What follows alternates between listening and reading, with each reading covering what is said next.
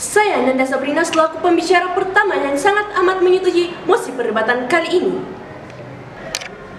Saya Filza Kilesen selaku pembicara kedua yang menduduki tim oposisi yang sangat tidak sepakat terhadap mosi perdebatan pada kali ini. Saya Filantriza selaku pembicara ketiga dari pihak konklusi yang akan menarik kesimpulan dan mekanisme pada mosi perdebatan kita pada kali ini. Baik, adapun beberapa alasan mengapa saya sangat menyetujui mosi perdebatan kali ini. Sebelum memasuki ranah argumen, alangkah baiknya saya akan membahaskan terkait definisi-definisi dari mosi perdebatan kali ini. Yang pertama itu adalah subsidi. Dewan Juri yang terhormat, subsidi merupakan bantuan keuangan yang diberikan kepada suatu pembisnis ataupun sektor ekonomi. Yang kedua adalah industri. Industri merupakan kegiatan ekonomi yang berkaitan dengan pengolahan bahan baku atau pembuatan barang jadi di pabrik dengan menggunakan keterampilan dan tenaga kerja. Bahan bakar fosil adalah sumber daya alam yang mengandung hidrokarbon seperti batu bara, minyak bumi, dan gas-gas alam yang terbentuk secara alami di kerak bumi. Kemudian sektor terbagi atas dua pengelompokan, yaitu sektor primer dan sektor sekunder. Sektor primer sendiri merupakan sektor yang berhubungan dengan kegiatan ekonomi yang didasarkan kepada sumber daya alam seperti pertanian, perikanan, kehutanan, dan pertambangan. Sedangkan sektor sekunder merupakan sektor yang berhubungan dengan kegiatan pengolahan barang industri menjadi barang jadi atau produk seperti industri pengolahan dan lain sebagainya. Energi terbarukan merupakan sumber energi yang tersedia oleh alam dan dimanfaatkan secara terus-menerus dalam proses yang berkelanjutan. Dewan Juri yang terhormat, adapun yang melatar belakangi adanya mosi perdebatan kali ini.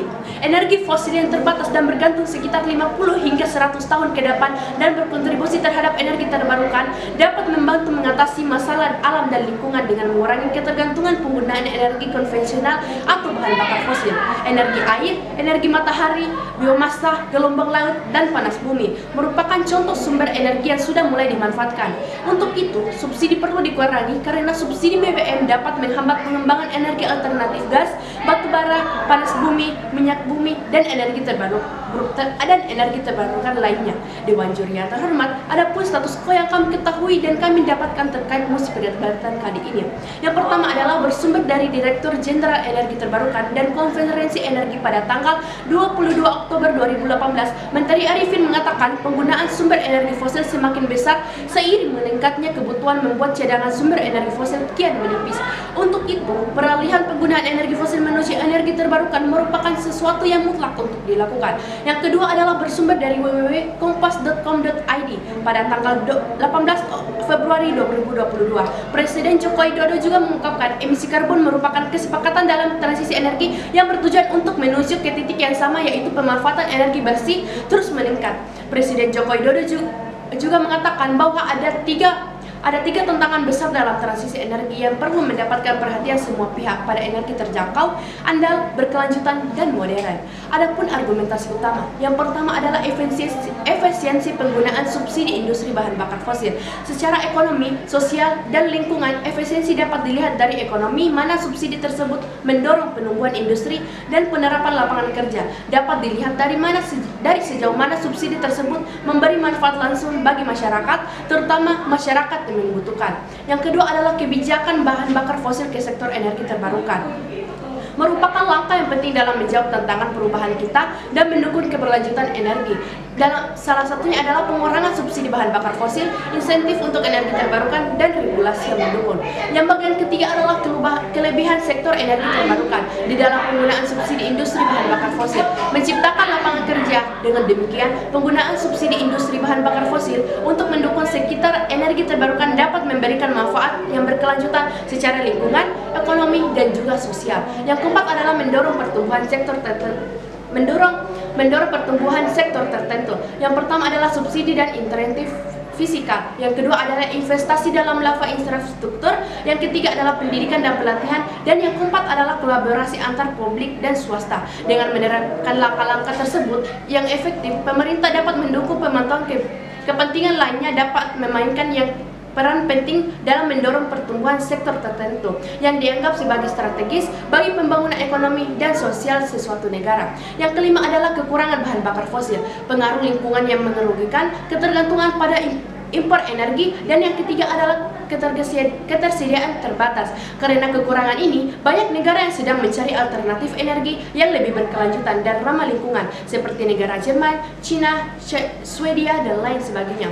Dewan Juri yang terhormat, Adapun mekanisme penerapan yang kami tawarkan pada mosi perdebatan kali ini, yang pertama adalah melakukan evaluasi peningkatan subsidi. Evaluasi menyeluruh terhadap subsidi bahan bakar fosil yang ada, termasuk analisis terhadap besarnya subsidi, dampaknya terhadap lingkungan, ekonomi, dan sosial yang mendorong penggunaan energi secara lebih efisiensi, lebih melalui regulasi, insentif, kampanye, atau kesadaran. Dewan Juri yang terhormat, di dalam komparasi negara ini, saya mendapatkan perbandingan antara negara Jerman dan negara Indonesia dari berbagai sumber. Negara Indonesia sendiri merupakan negara yang memiliki segala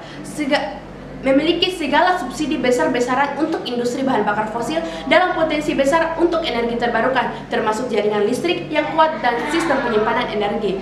Menetapkan target untuk meningkatkan kontribusi energi dan energi terbarukan. Yang kedua adalah negara Jerman. Negara Jerman sendiri merupakan negara yang telah mengurangi subsidi bahan bakar fosilnya secara bertahap dan memberikan insentif besar untuk energi terbarukan yang berhasil dan mengembangkan seperti tenaga surya dan angin menjadi bagian terpenting dari mix energinya. Melalui perbandingan ini, Indonesia dapat belajar dari pengalaman Jerman dan negara lain dalam mengurangi subsidi bahan bakar fosil dan mempercepat transisi ke sektor energi terbarukan. Adapun solusi yang kami tawarkan dalam mosi perdebatan kali ini, yang pertama adalah penghemat lahan bakar fosil. Yang kedua adalah pengembangan struktur energi terbarukan, dan yang ketiga adalah penerapan emisi industri bahan bakar fosil di dalam energi terbarukan. Oleh karena itu, Dewan Juri yang terhormat, pengurangan subsidi industri ini merupakan langkah yang amat baik karena di dalam penggunaannya sektor energi terbarukan merupakan salah satu sektor yang sangat penting di dalam efisiensi sumber daya alam. Sekian dan terima kasih. Saya bangga berada dalam pihak pro. Sebelum memasuki ranah argumentasi saya, terlebih dahulu saya akan menjelaskan mosi perdebatan kita pada kali ini. Subsidi industri adalah dukungan intensif yang diberikan pemerintah kepada industri tertentu. Dan bahan bakar fosil adalah sumber energi yang berasal dari sisa-sisa organisme hidup yang telah mati dan mengalami dekomposisi selama jutaan tahun. Lalu, energi terbarukan adalah sumber daya energi yang dapat diperbaharui. Menurut International Monetary Fund, nilai subsidi bahan bakar fosil secara global meningkat sekitar 18% pada tahun 2022. Nilai itu mencakup subsidi bensin, solar, minyak, tanah, dan lain-lain. Alasan yang pertama, kelebihan bahan bakar fosil. Bahan bakar fosil adalah sumber energi yang memiliki kandungan tinggi dibandingkan energi yang lainnya. Dan juga bahan bakar fosil dapat disimpan dan diangkut dengan relatif mudah dan juga efisien. Ketersediaan bahan bakar fosil pun melimpah, seperti batu bara, minyak bumi, gas alam, dan lain-lain. Dan yang paling penting, teknologi pembangkit listrik yang menggunakan bahan bakar fosil telah berkembang secara signifikan. Alasan kedua, kekurangan bahan bakar terbarukan. Bahan bakar terbarukan membutuhkan biaya awal yang besar dan bergantung pada kondisi cuaca. Dan juga, bahan bakar terbarukan menghasilkan lebih sedikit volume jika dibandingkan dengan sumber energi yang lainnya. Dan juga termasuk ke teknologi yang masih berkembang. Alasan ketiga, dampak mengalihkan bahan bakar fosil ke energi terbarukan. Terdapat beberapa dampak, diantaranya pembangunan infrastrukturnya yang memerlukan luas lahan yang signifikan dan dapat menyebabkan perubahan manfaat sumber daya alam. Dan juga ketidakstabilan pasokan energi terbarukan menyebabkan pengurangan dampak positif dari pengurangan emisi dan juga berdampak pada ekosistem air seperti perubahan aliran sungai. Alasan keempat, dampak mengurangi bahan bakar fosil. Pengurangan bahan bakar fosil dapat menciptakan dampak sosial dan ekonomi pada sektor-sektor yang terkait, termasuk pekerjaan di industri minyak dan juga gas. Lalu bagaimana bisa kita mengalihkan bahan bakar fosil ke energi terbarukan jika hanya akan berdampak negatif atau bahkan belum siap untuk digunakan? Bahkan Kementerian Energi dan Sumber Daya Mineral menegaskan bahwa pemerintah tidak akan menggeser subsidi energi fosil ke sektor energi terbarukan. Bahkan banyak orang yang mengkritik keputusan pimpinan negara lain yang melakukan transisi ke energi terbarukan. Pasalnya, pembangunan fasilitas energi terbarukan memerlukan dana yang cukup besar. Di tengah sulitnya ekonomi global saat ini, bahan bakar fosil merupakan energi yang murah sehingga dapat mengurangi ongkos produksi. Beberapa ahli pun mendukung penggunaan bahan bakar fosil karena kontribusinya terhadap pertumbuhan ekonomi dan memenuhi kebutuhan energi dunia. Contohnya, ahli energi Stephen O'Connor, mantan wakil menteri energi Amerika Serikat yang telah menyuarakan pandangannya yang mendukung penggunaan bahan bakar fosil. Sejumlah negara maju pun mengandalkan bahan bakar fosil dalam sektor energinya. Contohnya Amerika Serikat, Rusia, dan beberapa negara Eropa yang juga sebagai pengonsumsi besar bahan bakar fosil. Oleh karena itu, solusi yang kami tawarkan yaitu membangun hubungan antara negara terkait bahan bakar fosil dan juga energi terbarukan dengan mekanisme yaitu kerjasama internasional dalam pengelolaan subsidi bahan bakar fosil sehingga dapat membantu lingkungan serta perekonomian global dan meminimalisir dampak negatif dengan cara efisiensi energi, pengurangan limbah, pendidikan dan juga kesadaran. Sekian dan terima kasih, saya bangga jadi tim kontra.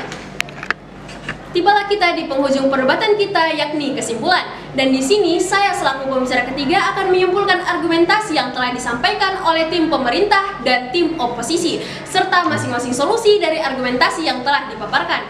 Pembahasan mengenai pengalihan subsidi industri bahan bakar fosil sangat ramai dibahas oleh masyarakat maupun pemerintahan. Dan hingga saat ini, pengalihan bahan bakar fosil ke sektor energi terbarukan masih menjadi perbincangan yang menarik untuk dibahas. Bahan bakar fosil adalah sumber energi yang berasal dari sisa-sisa organisme hidup yang telah mati dan mengalami dekomposisi selama jutaan tahun. Sedangkan energi terbarukan merupakan sumber energi yang tersedia oleh alam yang dimanfaatkan secara terus-menerus dalam proses alam yang berkelanjutan. Adapun kesimpulan dari segi pemerintah, pada tanggal 22 Oktober 2020 Menteri Arifin mengatakan penggunaan sumber energi fosil semakin besar seiring meningkatnya kebutuhan, membuat cadangan sumber energi fosil semakin besar seiring meningkatnya kebutuhan. Untuk itu, peralihan penggunaan energi fosil menuju energi terbarukan merupakan sesuatu yang mutlak dilakukan. Kebijakan pengalihan bakar fosil ke sektor energi terbarukan merupakan langkah penting dalam menjawab tantangan perubahan iklim dan mendukung keberlanjutan energi. Adapun kesimpulan dari segi oposisi, meskipun pemerintah Partai Demokrat dan Republik serta anggota telah membahas pencabutan subsidi bahan bakar fosil, namun hingga saat ini belum ada tindakan signifikan yang diambil yang menunjukkan pentingnya bahan bakar fosil. Kementerian Energi dan Sumber Daya Mineral juga pernah menegaskan pemerintah tidak akan menggeser subsidi energi fosil seperti bahan bakar minyak maupun batu bara ke sektor energi terbarukan. Penglihatan bahan bakar fosil ke sektor energi terbarukan membutuhkan biaya awal yang besar dan menghasilkan lebih sedikit volume jika dibandingkan dengan energi lain. Beberapa solusi untuk pengalihan dari bahan bakar fosil ke sektor energi terbarukan melibatkan investasi dalam teknologi energi matahari, angin, hidro, dan biomasa. Selain itu, perlu pengembangan infrastruktur untuk mendukung penggunaan mobil listrik, serta peningkatan efisiensi energi di berbagai sektor. Regulasi yang mendukung energi terbarukan dan insentif fiskal juga dapat mendorong peralihan ini. Sekian, wassalamualaikum warahmatullahi wabarakatuh.